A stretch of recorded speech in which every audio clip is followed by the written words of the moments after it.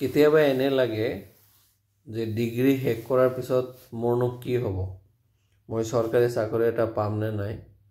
যদি কনফিডেন্স আছে চৰকাৰী চাকৰিৰ কাৰণে তো আফটাৰ 4th চেম প্ৰিপেয়াৰ কৰা ষ্টাৰ্ট কৰি দিব লাগে।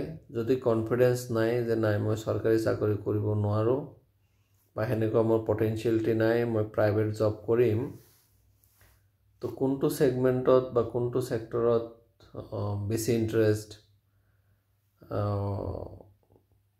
ফাইনেন্সিয়েল আছে বা অটোমোবাইল আছে বা ফাৰ্মাচিউটিকেল আছে বা আপুনি যদি সায়েন্সৰ হয়, লাইফ সায়েন্সৰ হয়, there are lots many options is there. তো accordingly হেতু সিলেক্ট কৰি সেই হিচাপে অলপ প্ৰিপেয়াৰ হৈ যাব লাগে।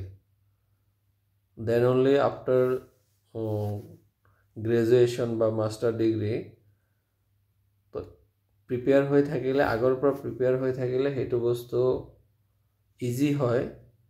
যেতিয়া আপুনি ইন্টাৰভিউ ফেস কৰে বা আপুনি প্ৰিপেয়াৰ কৰে বেছি টাইম নালাগে।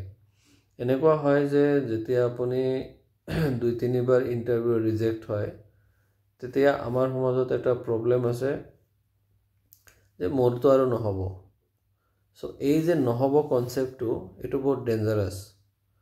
মই বহুত লৰা ছোৱালী পাইছো যোনবোৰ বহুত পটেনশিয়াল, বাট এই 2-3 বাৰ ইন্টাৰভিউ বা এক্সাম দি যে ৰিজেক্ট হোৱাৰ যেটো ভয়, এটোৰ কাৰণে বহুতে না প্ৰাইভেট জব কৰিব পাৰে না গভৰ্নমেন্ট জব কৰিব পাৰে।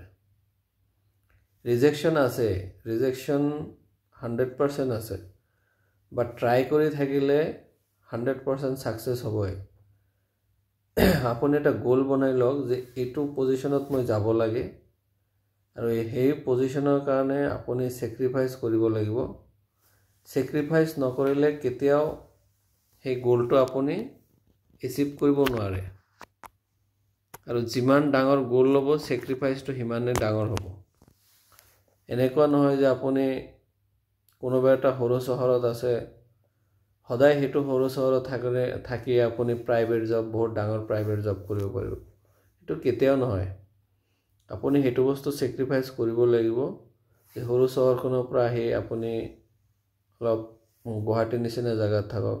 যেতিয়া আৰু প্ৰমোশন হ'ব তেতিয়া আপুনি মেট্ৰো সিটি থাকিব লাগিব। লাইফটো এনেকুৱা আপোনাৰ স্যাক্ৰিফাইস আৰু যেটো আপোনাৰ গোল হেতু দুটা লিংক আছে। উইদাউট স্যাক্ৰিফাইস এই গোলটো আপুনি এচিভ কৰিব নোৱাৰে। তাৰ কাৰণে আপুনি স্যাক্ৰিফাইস কৰিবই লাগিব। আইদাৰ ফ্যামিলিৰ লগত, নহলে নিজৰ মানে বন্ধুৰ লগত টাইম দিব নোৱাৰিব বা কোনো এটা ভাল ফেষ্টিভেলত আপুনি যাব নোৱাৰিব। It's like that. এনেকুৱা নহয় যে আপুনি সব সাকসেস আপোনাক লাগিব কিন্তু আপুনি স্যাক্ৰিফাইস একো নকৰিব। এনেকুৱা মোস্ট অফ দা টাইম নহয়। কেতিয়াবা হ'ব পাৰে, গভৰ্নমেন্ট জবত হ'ব পাৰে, কিন্তু প্ৰাইভেট জবত মোস্ট অফ দা টাইমে নহয়। তো হিখিনি আমি মনত একসেপ্ট কৰি ল'ব লাগিব যে নাই মই এটো লেভেললৈকে যাব লাগে, তাৰ কাৰণে এইখিনি মই স্যাক্ৰিফাইস কৰিব লাগিব। সো ৰিজেকশন যেতিয়া আপুনি প্ৰাইভেট জব ট্ৰাই কৰিব, ৰিজেকশন 100% আহিব। কাৰণ কোনো ফ্ৰেশ লৰাই যদি আপুনি ইন্টাৰভিউত ফেস কৰে লগে লগে চাকৰি হৈ নাযায়। কিন্তু এনেকুৱা নহয় যে যিবিলাক লৰাই চাকৰি কৰি আছে সিহঁতে কেতিয়াও ফ্ৰেশ লৰা বা ছোৱালী নাছিল। কোনো এটা সময়ত সিহঁতেও ফ্ৰেশ হিচাপে চাকৰিত জয়েন কৰিছিল। Keep it in Euro mind যে আমিও ফ্ৰেশ হৈ ইন্টাৰভিউ দিম আৰু ইন্টাৰভিউ ক্ৰেক কৰিম।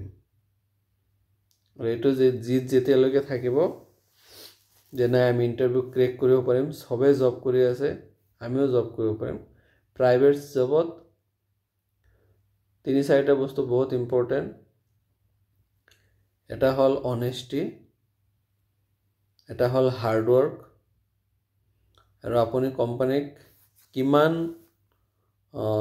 দিব পাৰিছে ভেলু এড কৰিব পাৰিছে এইটোৰ ওপৰত বহুত ডিপেণ্ড কৰে আপুনি শ্ব' অফ কৰিলে নহ'ব আপোনাৰ যিজন ৰিপৰ্টিং মেনেজাৰ থাকে সি সহজে গম পাই যায় আপুনি এনেই কাম কৰি আছে না ৰিজাল্টৰ কাৰণে কাম কৰি আছে দেৰ is vast difference between working and result work oriented working. So keep it in your mind when you are joining a private job.